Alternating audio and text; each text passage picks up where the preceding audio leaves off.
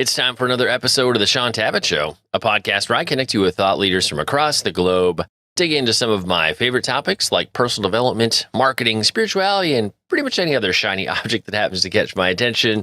Today, my special guest is Byan Melvin, and we are going to be talking about his near-death experience. Bryan, it's great to see you again, my friend. I was going to say, welcome back to the show. You've never been on my show, so welcome to the show. Great to be here, Sean. How are you doing today? It's been a long week. I'm a little tired, but I always get energized when I do an interview. So excited just to have a conversation and make some great content to share your story with my viewers and my listeners. Bryan and I have a bunch of mutual friends. We were just part of a big Afterlife virtual conference a number of weeks back. And so just in hearing bits and pieces of Bryan's story along the way, I wanted to make sure we captured some content for this show so everybody can meet him and get to know about what he experienced on the other side of the veil. Bryan, I typically like to start conversations just kind of setting the stage, getting a person's kind of backstory. So kind of if we take life before your near-death experience, just give us context, upbringing, faith exposure, like a little context for who you are or who you were before your near-death experience. Okay, I grew up in a Christian home. It was a Southern Baptist home, but we always were made to go to church when I was little. But as soon as I got old enough and I just, start thinking for myself and the way life goes, I always say that the cartoon Bullwinkle corrupted me because they had Sherman and the time machine and they go back in time and talk about all these Greek philosophers. And so I would go to the library and find books on philosophy, start reading those. And then I just didn't believe in God so much and kind of fell away, became an agnostic, bounced between atheism and agnosticism, and finally into a full-blown militant atheist. That's basically my background. And next thing I knew, I had an after-death experience, which I never intended or expected to ever happen. Well, and people are always curious to hear how was it that you died? So, what were the circumstances that led you into having this encounter? The circumstances that led me into this is I was an electrician working at a construction site in Tucson, Arizona. It was pretty hot, and that day the marquee on the bank across the street was 121 degrees. We go into real super early in the morning, and we try to get off before noon or right after about maybe 1 o'clock and call it a day. So we work about 8 hours, maybe 9 hours. And so I was working at a construction site, and my supervisor, who was a Christian at the time, we kind of made fun of him. Why he didn't fire us, I don't know, but we did. But he came back from Nogales, Mexico, Nogales, down there on the border. He took his family there, and he came back, and his car overheated in Mexico, so we filled up the company thermos with creek water or pond water from Mexico, brought it back over, and it was sitting in the back of the cooler, way in the back, and in those days in construction etiquette, if you were by a truck and you see a cooler, you can drink out because it's so hot. And since that was our company truck, I went there. One thermos was empty. So I went to the other one in the back, picked it up, and it was full. And I handed, just big 5-gallon thing or 4-gallon thing, lifted it over my head and started drinking it and drinking it and drinking it. And then I handed it to a coworker and I said, "Boy, this is warm." And he took he took a little bit of it and he spat it out. When he opened up the top, and I call it Darwin soup. Have you ever seen algae infested water? That's kind of what I drank. And little wormy things were swimming around in it, like flat spaghetti. and so what happened is I drank contaminated water, contracted cholera, and who knows what else. I contracted from that mess. Yeah, so I was diagnosed with cholera afterwards, but it was, who knows. So, in terms of your body reacting to taking in that contaminated water, do you end up in the hospital? Like, what are your surroundings as your body is declining? And my surroundings were, simply put, was that I was sort of a, strong-headed guy, and I going to do things my way. So I took the Jack Daniels, the medication Jack Daniels, Wild Turkey, and all that. Thought that would kill whatever I drank. I was joking about it that night, and so I didn't go to the hospital right away, and I thought I could take care of it myself. And so I went. I had to rent my had a duplex apartment. Had a couple of roommates there that rented rooms there, and so we. So they were there and they witnessed everything, and they were making plans to go up on a holiday weekend in the summer to go up and fly over to Grand Canyon. They had a friend up there in Phoenix who had a private plane. We were planning for that, and I fully expected to go. But I got really sick. So the next day I went to work, and I had, all of a sudden it hit me that fast. And so I had to go home early and then called in sick, and I was out. I was cholera. If you ever had cholera, it goes out both ends. You have a high fever. For me, it felt like razor blades from my stomach all the way to my entire gastro tract, sloshing around like razor blades, just cutting you inside. And it was extremely painful. And that's pretty much the extent. My friends left that day to go on, it was a Saturday. They left to go do their little 1 day adventure to fly up over to Grand Canyon and back and then come back home. It'll be late at night before they got there. And they made arrangements for my neighbor to check on me. And so with cholera, and I found all this out later. I investigated, what is cholera? So I had to go find out what it is. And so I did not know at the time that you have what is known as your body goes in shock when you lose too many fluids. And at that point, you actually feel great. The pain goes away. You get up and you walk around. I was telling the guys, say, it's past. I'm up. I'm around. I'll be fine. I'll see you this evening. I'm just a little tired. I walked into the kitchen. They all left through the door and got in their truck. And I told them, you shouldn't be worried about me. I walked back in the kitchen and stood there at the window trying to take a drink. They drove off. I remember a couple of those guys were just going like, dude, he's crazy. And so I waved to them and they drove off. I collapsed on the floor and it hit me again like a ton of bricks, like the classical symptoms of cholera. And I don't know how long I was on the floor, but I crawled back, managed to get into the bathroom, passed out, and then crawled into my bedroom. Somehow lifted myself up on the bed, extremely painful, uh, and all that mess. But so that's what happened. And I was laying on my bed looking at my alarm clock, trying to pet my dog at the same time. I had a German Shepherd. And something happened. It was like so, it's like I took my last breath or something you always remember.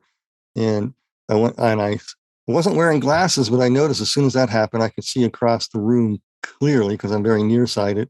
My clock was in front of me at 10 till noon.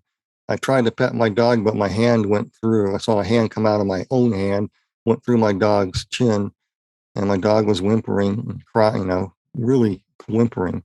And then I was floated above my body. That's how it all started. And I lost my atheism as soon as I started floating above my body because I realized you're still alive. I was more alive after I left my body than I am right now. I can't explain that, but that's just how it was.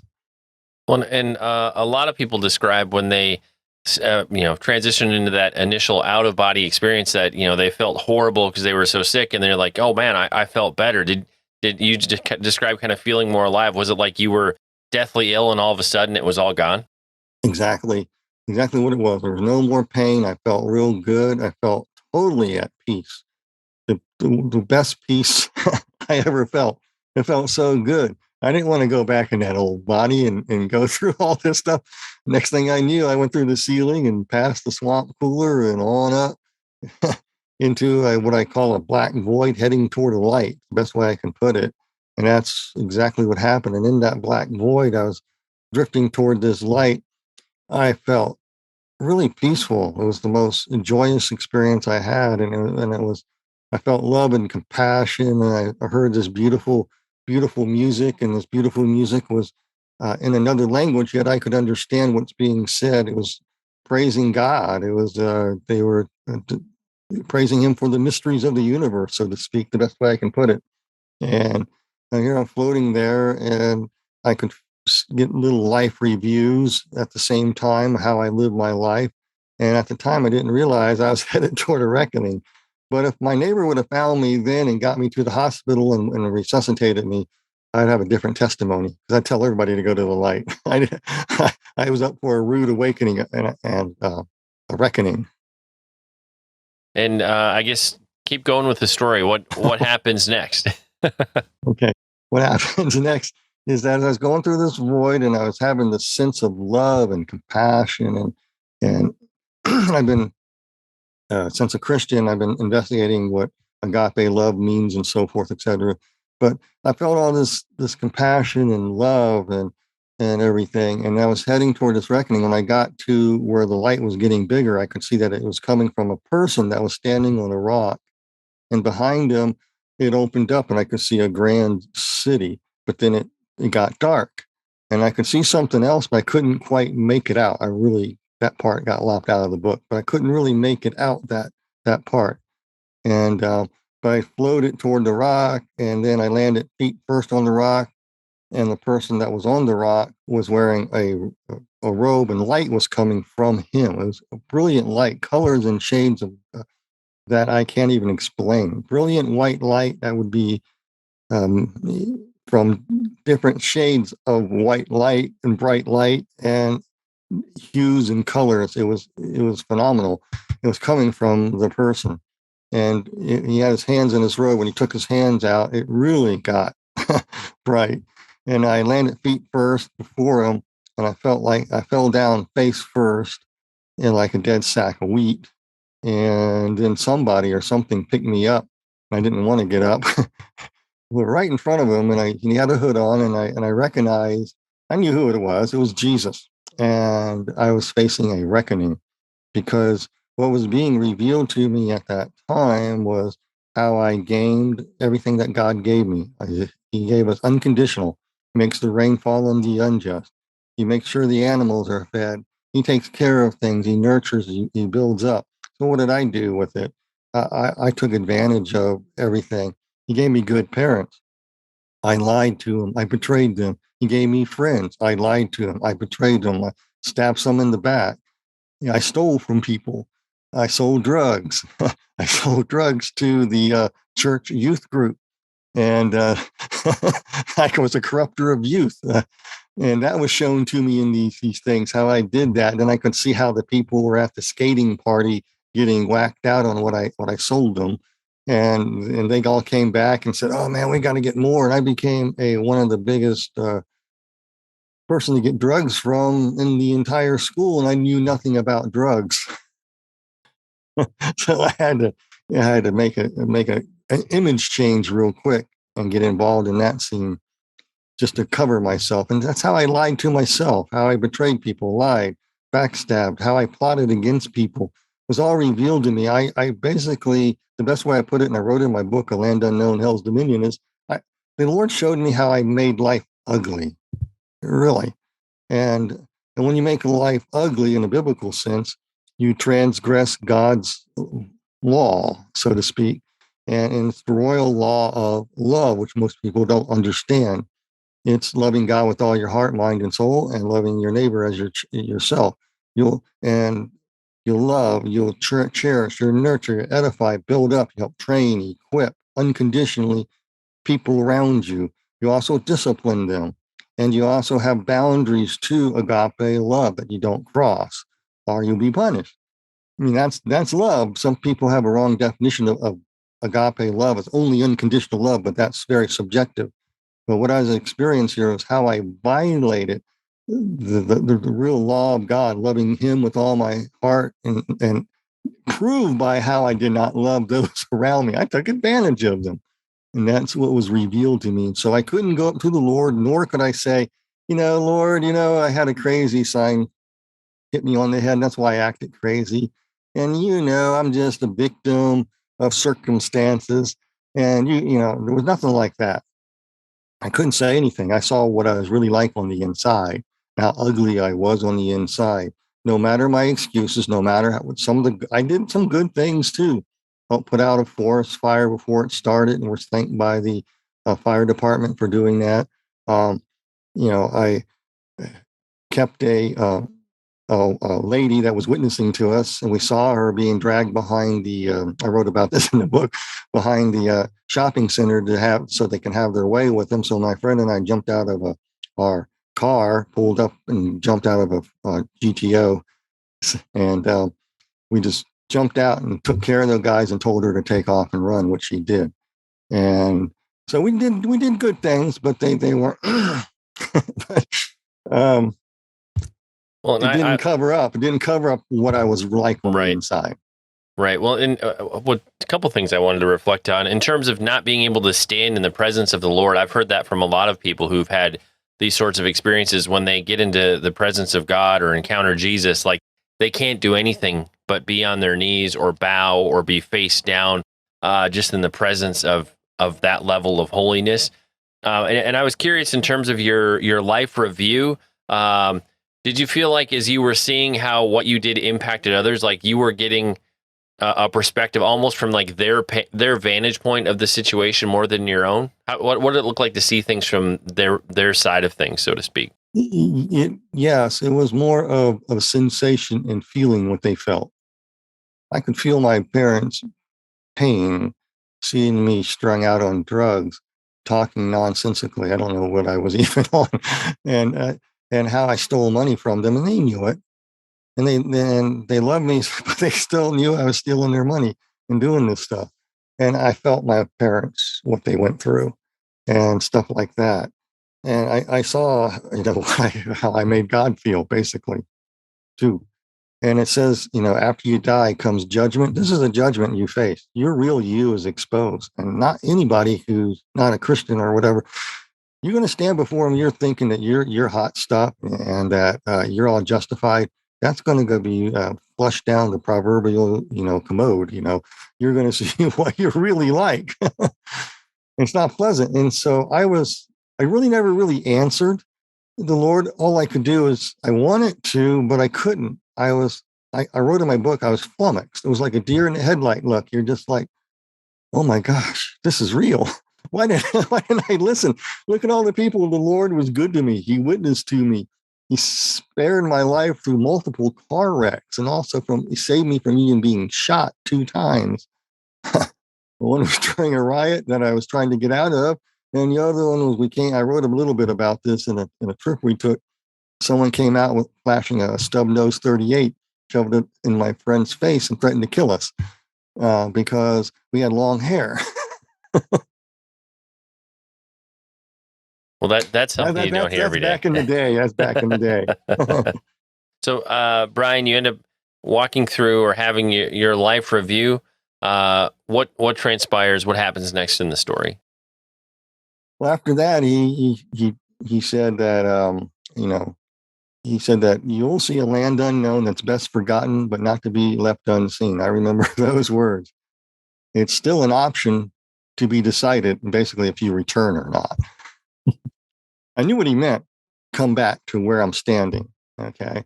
And then when you arrive at this place, say my name and my title. That's what he said. Say my name and say my title, which I knew was Jesus Christ, because I knew who it was. I could see this. You just know. And so I was immediately picked up by a force and lifted up and went to would be Jesus's left side. And it opened like a scroll on the roll would be my right side, which would be his left side. Open like a scroll on like a door, like a scroll. And I went through it, and it was cast into a tunnel-like vortex. It was a greenish yellow. The colors you can't, and black. Those colors, the human eye can't see.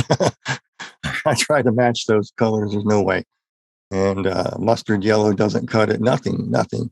And it's swirling like a tornado vortex, and I'm going through it, going toward the yellowish dent light, a different type of light. And this time when I got there, I fell through the sky and bounced on the ground, literally. And then I stood up and I realized I thought this was hell. And I remember when I was a kid, everyone talked about hell as flaming fire and brimstone, devils with pitchforks, and the guy wearing tights with a pitchfork and wings and stuff. And it was none of that. I was sitting on a hill, and there's a little valley and a house sitting on the other side of it. Everything was kind of brownish color and dead looking because it was so hot. And there was a dilapidated tree, and the house oddly was similar to the house that I used to live in at my parents' house back in Virginia, but not quite. There's a difference. And this dilapidated tree, it was in a different position in the yard. It would be the tree would be where our driveway was, but it's not the same house. But it was, so I looked at that, and all these people came out of the house. Then more people came up out of the valley, it looked like to me, and welcomed me to paradise, slapping me on the back and everything. And things just didn't feel right. And I would say that you can't be here because you're not dead, because a lot of these people I thought I knew who died. And so they began to morph into other creatures right in front of me, and they tried to distract me. One even tried to appear as my mom, and I said, "You're not my mom. My mom's not dead. You're not dead." And they would appear in morph into what they were, and then they all changed. I could see in their eyes. It was like alligator eyes, that yellow irises, and and all of a sudden I could see what they really were like and what they look like. And then they surrounded me, and that's when I started saying Jesus Christ, his name and his title nonstop. I had permission. He gave me permission to say his name in the title. That's the first thing that people need to realize. He gave me permission in this place to say his name. When I said his name, they couldn't grab hold of me. They couldn't bite me, but they could, push you. They can touch you, come up, and weird sensations, by the way, and to be poked and prodded by these things. And but they couldn't grab hold of and chew me up or whatever whatever they were planning to do. And so this one creature came out from the crowd, and I nicknamed him Lizard Breath. In fact, I actually found a.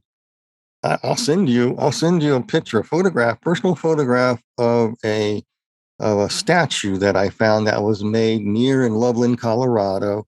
And this statue, we're walking around, and I saw it from a distance. And I told my brother-in-law, I said, "That looks like the creature I saw. It's the best representation I ever saw of lizard breath."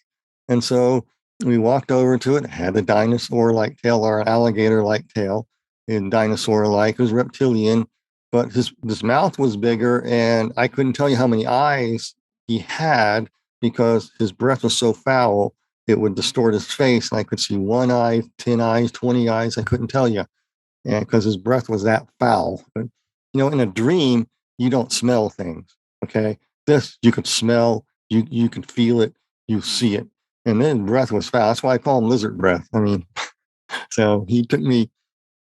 He said, "Come follow me. I offer you half my kingdom," and so forth, etc. And so on this, so I go back to the statue real quickly. When I went to the statue, it was a opening day like for this place, and they had the history of it. And this was in the African art section, and it said, "This is the traveler who escorts people into the underworld." And you talk about creepy. It's like the Twilight Zone moment. That's what it was like. And I go, and so I had to take pictures of it. So I'll send you one. Yeah, please. I'd love to include a picture of that in the interview. I think people would be very, very fascinated by that. So you transition to this new space. It's kind of brownish, like things aren't well off in terms of the environment. You see what looks like the house you grew up in, a tree, and these creatures. Where does the traveler who brings people into the underworld, like, where does he lead you? Do you follow him? What happens next? I started following him, and I thought we were going someplace, but we took a few steps, and we're at the horizon. He stuck his hands in the horizon and ripped it open, and then he stepped up and out of this place, and I didn't know what to do. I just followed him. He motioned me to come. I didn't want to stay in there with these things. I just said, I got up, and I came up on standing on a wide, dusty road. And I came out of a cube or a cell. The Bible talks about chambers of death, and it describes hell as a pit, as a dungeon, and with cells in it, and everything like that. The Bible actually does. pretty much what I saw was the pit of hell. At the time, I had no idea what I was seeing, but I stood out of there. I was scared. I wanted to wake up, and I couldn't. And I also knew I deserved this place at the same time. So I'm sitting here trying to I can't process this. All I could do was follow this thing. And he got up and he pointed to the road and things going on. I could see tornado vortexes dropping people off into the cells, just like I was. And I also saw a wide, dusty road, these gaggles of these hideous looking creatures, these demons and demonic entities walking around. Some were escorting people along this road, escorting them into these cells. It was very hot. It was dry, dusty, but the dirt of the place felt like I was walking on rotted flesh, but it was dusty. Very strange. And you can see hot glowing rocks in different places too. And you can hear a roar of flame, and it stunk. It smelled so bad. You could taste it. And it was so hot, it's like Bill Weiss would say, it's like your eyeballs are going to melt out of their socket. And but I'm walking in this place, following this thing, and so he took me to the center of this where the road was, and it was a circular pit. And the best way I could describe it in a nutshell would be a spiral staircase. And a spiral staircase, the bricks were the cells, and the cells were stacked 6 high and layered like a brick layer does in a circle. So behind the first few cells that open up in little V-shaped formations and in little rooms that further you go back. And so we walked over there, and I saw the tornado vortexes. I looked down, I looked up, and then the best way I can describe it was a bottomless pit, as far as I could see, either way. And he told me this was a grand place, and they do this, that here, and he motioned me. It's all. I wrote about this in the book, and so I walked over and followed him, and he went back to the cubes. And then we got back to the cubes. All I could do was just stare, and he was in front of me, and all these other creatures would come up and stuff. It was very, you just want to wake up. And so we looked into these cubes, and I could see people inside of these cells. And I was instantly granted to know their life history in an instant. I don't know how to explain that. And so I knew how they got there, when they got there, what year and time. And I could see inside the cell what was going on, but I also could see from the experience of what the person and what was going on inside at the same time. Very difficult to explain. That's why I had such a hard time writing the book. My first edition of the book was 40 pages long. I didn't know how to describe it. And so I took my old notes and went back and rewrote my book later on, but to try to describe it even better. And so I was looking at this stuff transpiring, and people were it was just degrees of recompense, just like the Bible says. There are just degrees of recompense, payback for how you gamed the system, gamed God, made life ugly. It's all coming back to you. And you're living in a never-ending nightmare, and that's what these people were. And I saw a lot of people. It was just a kaleidoscope of people walk by, instant thing, and sometimes we stop, we would watch, look what was going on. And I could see, I wrote about this person in the book. There was a professor writing on a blackboard. I walked by there, and he corrupted youth with his ideas. Never thought in the instance that there was any payback for what he was teaching. And I walked through another, and I saw a lecherous fake minister who wasn't a minister. He was basically looking to have his way with the young girls and ladies. And he died in I call it the Cane Patch Revival in Kentucky, Virginia, and area. And it was in this late or early 1800s. You can research that time frame. And so he was involved in that. And he was at his inside of his cell. He was at a revival meeting, but nobody paid attention to him because they were demons and sitting in chairs. Even the chairs were demons. There, all the props were. And they got up and chased him out, beating with a big black book. He thought he could run, but inside these cells, they're small. And as he ran, the scenery would change, but I could see what was going on. It was like he was running on a treadmill. It would be similar to what you see inside, much later on, Star Trek Next Generation came along with the, what do you call it, the holodeck, sort of like that type of thing going on. And he was running, and then all of a sudden this entity came in. Excuse me, this entity came down, went through the roof of this place, dropped down. And he had cloven hoofs and stuff, and almost like talons too. And he put this his bird-like leg with the stuffed cloven foot and these talons on his chest and start crushing the life out of him, laughing. And then it would begin all over again. Another scene would change, and he was reaping what he sowed. And everything that he took advantage of and stuff was coming back to haunt him. Saw people like this all over the place. Saw a woman who played with people's life like a cat does with a dead mouse. That's why most people don't like cats, because the gifts they bring in. I owned a cat, I agree. I just don't like to have a kitty giving you a dead mouse, just or a snake. That's even worse. And it's still alive. But anyway, but this person would be like that toward people around there. I saw people from different time periods, history, saw the high priestess lady who would, I didn't know at the time how much this correlated to ancient pagan religion. So at the time, I knew nothing about them. But she was in the temple outside of Corinth, and I knew that. And I looked it up, and there was one in Artemis or Diana, whichever one it was. And they would basically you would, in the secret religion, you would donate or give your firstborn to be burned or killed in order to acquire power. So in order to avoid that, they would give, by proxy, have the temple prostitute get pregnant for them, so they do the burning. So they don't have to give up their firstborn. They give it the firstborn of the prostitute. So they're immune to the wrath of their so-called fallen angel gods. I didn't know any of this, but that's what she did. And so she was witnessing all these little entities of her kids coming after her, chewing on her, beating her up.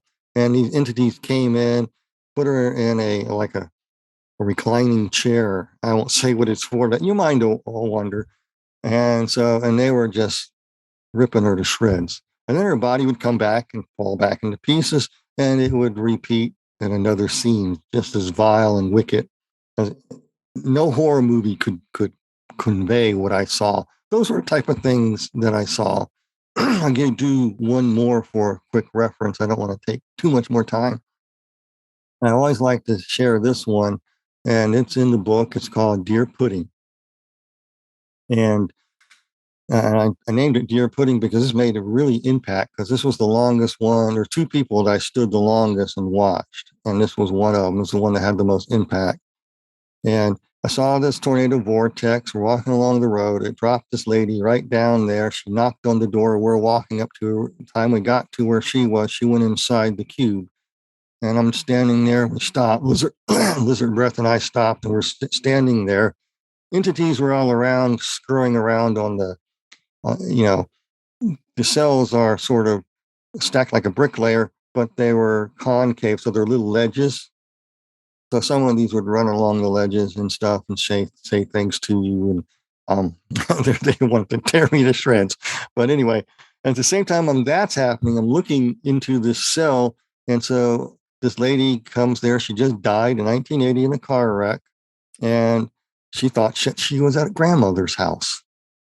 And her grandmother opened the door, and I could see, again, inside what was going on, her perspective and me standing outside at the same time. Very weird how to explain this. But so I'm watching this transpire. And so she's in, next thing, goes into this older looking house. And Uncle Joe was there, her grandfather was there, and all these aunts, uncles, and people she known died, saying, "Welcome to paradise." That's why it struck me, because that was what they said to me when I entered this place. "Welcome to paradise. You're going to enjoy this here. You have eternity here, Deer Pudding." That was her name that her grandmother and her grandfather called her Pudding. So Deer Pudding, that's what they said. And you have eternity here. Can't you feel the love? And I'm going, I'm sitting there and I'm thinking, sometimes you think, looking back, you're watching something far worse than a horror movie. don't go through that door. You can't say any of that. And she's, you're not in a nice place.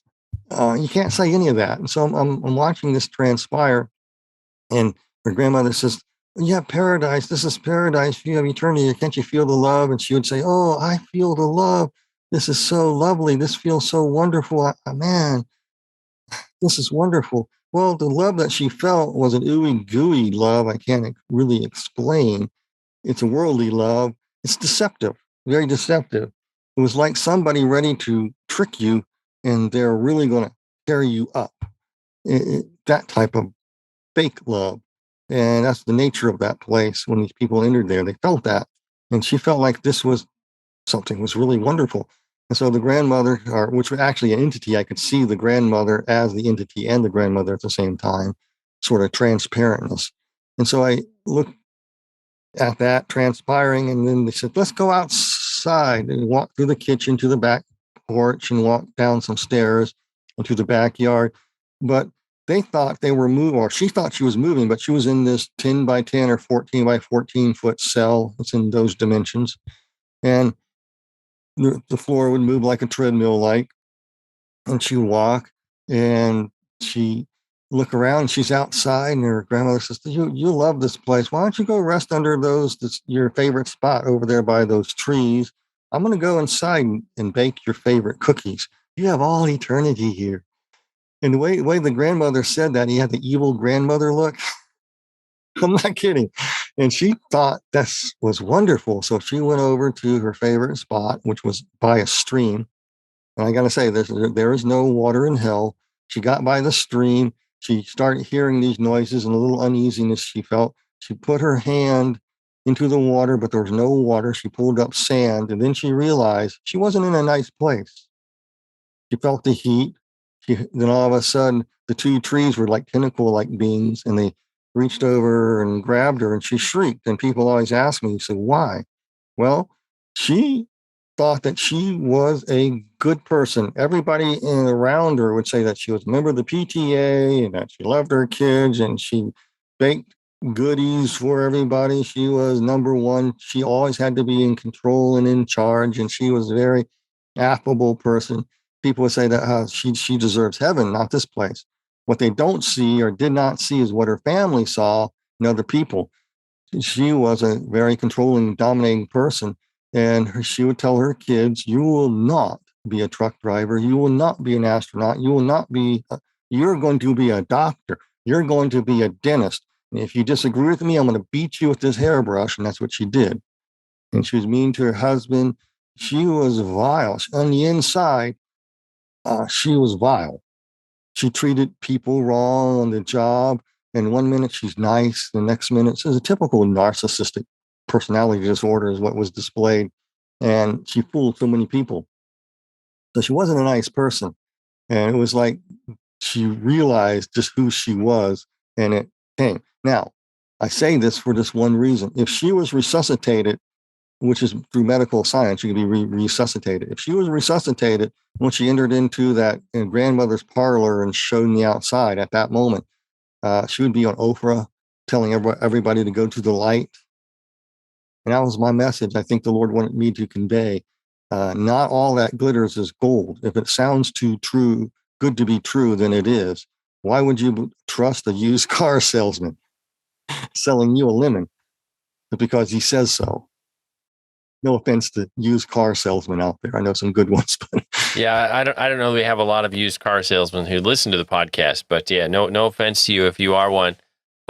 So you're getting led kind of down this road. You're kind of getting you have the perspective, and I've heard Ivan Tuttle talk about that, where you just understand, like you just know in your knower why they're there, what happened, the circumstances of their life. How do you like? What's the journey out? How do you go from experiencing that to coming back into your body? What did that look like? what that looked like was, well, I was led. We went in between the cubes into these little rooms where there's gaggles of these beings, and we just wind our way through there to the back recesses. We were down several levels, and at every level you went down was the more the torments increased, and the personal nightmares of these people were increasing. And and we went down some, and then we came to the area where the cells, where the bricks would not be a brick, there'd be wide gaps.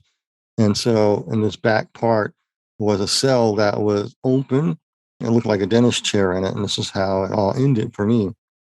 And I knew and I realized, like, for the nature of this place is that these things, is that these wherever you were, say you landed someplace in the upper echelon of this pit, it moved. The cells slowly moved to lower levels of torment, where the torments increased. And I'm not kidding you. And that's what it was going on. And so this would be where my cell would have been. I just knew that. So for some reason I saw where we entered and where my destiny, or not anymore, but that's where I was headed. And so there's this cell that was a little larger. It was and than the other ones, and it was open, and that means the whole host of hell could come in and torment you. So I realized that when he said, "I'll offer you half my kingdom," he was offering half the kingdom of hell to torment me. And so I was just in this there, and there's this dentist chair there, and it wasn't a dentist chair. I knew it was a creature, and all these creatures in there, all these demonic looking beings, and I was at my wit's end. I was. This was the end. This is what This is where I belonged. This is where I was going to spend eternity, and I knew it. This is what I deserved, and I couldn't. There's no argument could convince me. Not even to this day, no one can convince me that is not what I deserved. And I sit there, and it was like I did not want to go, and this a force was dragging me through. I call the fleshly, dusty mire. There's no other way to do it. It was oozing over your feet, and did not want to go. I was giving up hope. There was no, the only love I felt was before the Lord. Here, your absence of true love, totally abandoned, and there's absolutely no hope. And I wanted to wake up, couldn't, and knew I was dead, and knew I deserved this place, and I was being propelled into this place I did not want to go. And I made it for myself, actually. And and I felt a presence coming in behind me, and this is how it all ended real quickly here.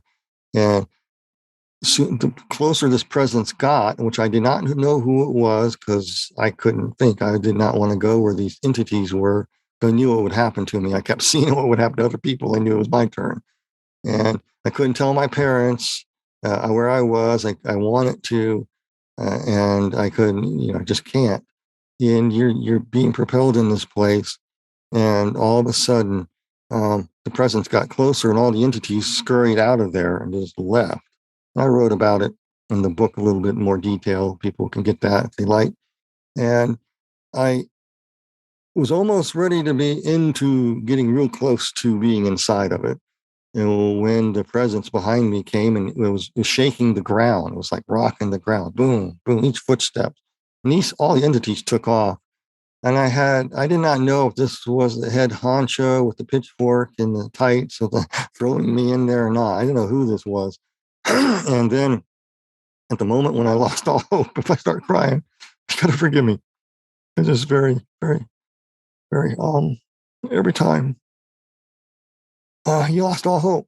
And the presence got behind me, he lifted me up. And then I recognized who it was, because in his wrist, the nails were his bones pulled apart. Psalms 22, I found out later, talks about somebody hanging on a cross, his bones pulled apart. At that moment, I realized, if I was alive back then, I would have been the soldier driving the nails. And I did not deserve to be rescued. So he picked me up. I felt the most incredible compassion and love I never felt before in my life. All I did was cry. And I cried on his shoulder. And we went back through this maze of stuff. And then we came out to the wide, dusty road. Excuse me. Getting a little choked up here. And went to the wide, dusty road. Then we went to where the donut hole space is in the center of the staircase, so to speak. We went up and went back to where I entered in from. where the cell was. For some reason, I saw the cell where it was and where it ended, and I came back through where I entered. And went through the same tornado vortex. This was Jesus carrying me. And then I know years later, and I know Psalms 40 does not apply to me. It applies to anybody who felt like they've been abandoned in a thing. And it more applies to what Jesus went through prophetically than to me. So Psalms 40 is not for me. People should read that. But the imagery that I went through is very similar to that. My feet were in a miry clay. I gave up all hope and Jesus rescued me. And I deserved it not. And when I came back out of that thing off to his left, he set my feet upon a rock, same rock that we entered. Spoke to me. I won't say everything that he said. A lot of it you just can't say. And he blew on me. And he basically he'd speak by thought. He said, "Go in peace." And that's what I felt. So I went backwards through the dark void, hearing the beautiful music, feeling great again. And I came through the ceiling and landed feet first. My feet landed in my feet first. And I landed in the same position I died in. I couldn't breathe. And I looked at the clock. It was 10 till 4. And I do not, this part is cloudy. I know I could not breathe. I do not know how the neighbor found me. All next thing I knew, I was standing outside, and this guy's trying to hold me up and getting him in his truck and rush me to the hospital. And that's where I was diagnosed. And they were trying to take blood at the time, and my blood was viscous. And they were pumping stuff into me, IV solutions. Well, and I guess the place I'd love to land this conversation, I think we'll end up doing a follow-up conversation to unpack more of your story. I think there's a lot that we didn't even get to cover yet today. But in terms of how it impacted you, in terms of following Jesus and just like understanding why you were sent back, that you had a kind of a purpose and a calling. What shifted for you on this other side of the journey? Well, after I got out of the hospital, I got back to the duplex apartment, and I can't remember the day or nothing at the time, but I got back there and I was, all my roommates, they were leaving, they were going to work. I had to work. I couldn't go back to where I had a long period of off to recover. And so they left and I sat in a beanbag chair and I said, "Jesus, I never want to go back to that awful place. Take me, I'm yours." And that was my salvation prayer. And people say I'm crazy, whatever, because of the experience. They'll say you're even more nuts because of what happened. As soon as I said that, I'm in my duplex apartment. Only has a swamp cooler. This is Tucson, Arizona. It's been 121 degrees, 114 to 121 for several days. I mean, maybe 104 or up to 121, and usual temperatures in the desert. And so I'm in this house. It's about 94 degrees in there. The swamp cooler wasn't really working too well. And I was sitting there and I felt a cool breeze blow upon me and entered me. And that's how I got born again. So John chapter 3 has a little special meaning to me. You're born from above, and that's the breeze came from above and engulfed me and then went inside me. And I've never been the same since. I took a 180-degree turn. It was a slow turn. It took me a while, about a year, almost a year before I started going to church. After that, I was messed up, and had post-traumatic stress. Didn't know it. Sight, sounds, smells would trigger it. I did not want to tell anybody what happened because they'd think that you were nuts. Here's a psych ward for you. So you just kept everything bottled up and didn't tell anybody until after I became a Christian. Well, in terms of a story like this, I find people will often fixate on this point or that point that you share in the journey. So, like for you, whether somebody reads your book or anytime somebody hears you share your testimony, like if they only capture one thing or take away like that most important thing that you share, like what is that thing you want every person to take away from your story? Oh, you know, just realize there's eternal recompense and you're not as good as you think you are. And what was really exposed, what I like people to try to really see, is their pride. And you have people have pride and they cover it up. And pride is very deadly. This is a self-righteous pride. I don't want to accept Jesus because you know, God called all the innocent, sweet pagans who burned their children to Moloch to death. And God's so cruel, and He wants to control you and all this stuff. And while they're following the devil, and they're being controlled by addictions, drugs, whatever, and their pride won't let them surrender. I just say, surrender yourself. Say, Lord Jesus, Uh, I don't want to go to the awful place. Take me, I'm yours. That's all I can ask. The most important thing. You need Jesus Christ to save you because He came and proved God's love. He showed you what God does. In the Bible, people hate the Bible. Well, the Bible tells you that, come, let us reason together. God reasons. Look at the world today. It's authoritarianism. It's cramming things down your throat against your will. That's not God. God reasons with you. He's good to you. He's always trying to woo you back, knock on your door, and you don't want to come to him, and because your pride's keeping you away. Look at the world. Do you want to live in this world of authoritarianism and stuff? And you think we're living a debased lifestyle and all this stuff is a measure of God's love? How proud is that? You think that uh, His love is going to accept everybody into heaven by osmosis and it's going to be great? That's you thinking that. That's your pride. That has to be surrendered. You have to lay it down. I mean, and then after, as a Christian, when you're in your walk, you have to be on guard against it, just like the Apostle Paul was. You're always on guard against your pride creeping up and thinking that you're something when you're not. And that's the danger I see in a lot of people, is that sends you straight to hell.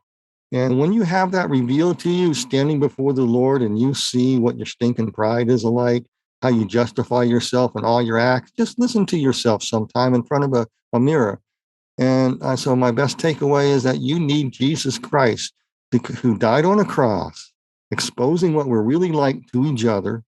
Jesus was betrayed. He was abandoned. He was plotted against. Everything you've done to everybody else, Jesus went through in the 24 hours before the cross, exposing what iniquity is like in us, how we make demands on people, how we want God to perform to our own liking. All that's displayed in that event.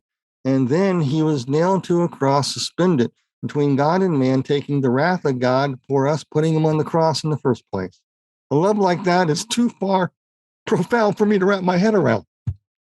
So God proved to me by the cross His great love. And the message I got out of this whole experience was a deeper appreciation, understanding of the cross, and to convey that to people in the shortest amount of time as possible, so they can just look up and say, Lord Jesus, I don't want to go to the awful place. I'm tired of living my life. I don't know how to change. Take me, I'm yours. I surrender. That's all I ask. That's the most important thing that I ask people to do. Well, it's hard to think of a better place to wrap up an interview. Bryan, with what you described, we read in the scriptures that our best efforts, our best pursuits on the earth are really like filthy rags, menstrual rags, if you translate the language there. But so our best is still just the worst, and so I feel like what you described really helps to illustrate that. Bryan, in terms of people reading more of your story, I know you have one book out, you have another book that's in process. What's the name of the book that's currently available? And then just tell us a little bit about the book that you're working on right now. My current book, you can find it on Amazon.com. It's A Land Unknown, Hell's Dominion. And it's by, my writing name is B.W. Melvin, Melvin. And you can look that on Amazon, go to your bookstore, order it, look on a Christian retailers and order it there if you like. And you can find out more about how I wrote the book and other things. It's all there in the book. The second book is, let's see, what was the title here? Behind the Rock of Heaven, because it involves, it was several years after I saw hell, and I was sort of a basket case. I was working myself to death in the church and all this stuff. And this is a story of the Lord actually showing me heaven to calm me down about seeing hell. It's a very personal. I don't talk too much about it. There's a lot of things I don't share about it because it's more of a personal thing. It healed me from seeing hell, helped me come to terms that I am in the Lord's hands. He made me righteous. He's faithful to carry out his word. And I don't need to work so hard to try to preserve my salvation. He has me. And, I live a repentant life, all that. But this was just, he has me. And that's what the message from heaven basically was, he has you. It's John chapter 10. No one can able to snatch you out of his hand would be the theme I came back with from there, as well as a more of an in-depth study of the cross and some other things. And that hopefully I'll be able to put in this book. And Bryan, in terms of people connecting with you, finding out more, where are some of the places we can discover you on the web? Okay, I currently do some different things right now. I do the interviews all over the place, but if you want to see content of what I do, you can. I post videos on Josh Peck's Daily Renegade 2.0 website. I also do my own, and I share a lot of my videos with permission. I give Josh permission to use my videos, and I have them on my YouTube channel. The YouTube channel is The Christian Marauder, and I give you all that information a little bit later. You can look at my website. It's afterhoursministries.com. And if you like, those are how to, some information. Also, if you'd like to contact me, I have a Gmail account I just use for people to contact me. It's bwmelvin1 at gmail.com. And so, And like we do with every episode, we'll make it easy. We'll have links in the show notes to websites Bryan mentioned, links to places where you can pick up your very own copy of his book as well. It's time to bring this episode of the Sean Tabbitt Show to a close. Many thanks for being a part of my conversation with Byan Melvin. Once again, you want to get more of his story, be sure to check out his book. It's currently available on Amazon and wherever great Christian books are sold. Once again, that title is A Land Unknown, Hell's Dominion. And Bryan, I want to say thank you so much for sharing with us today. It's been an honor and a pleasure to have you on the show. well, God bless you, and thank you for having me. Amen. God bless you.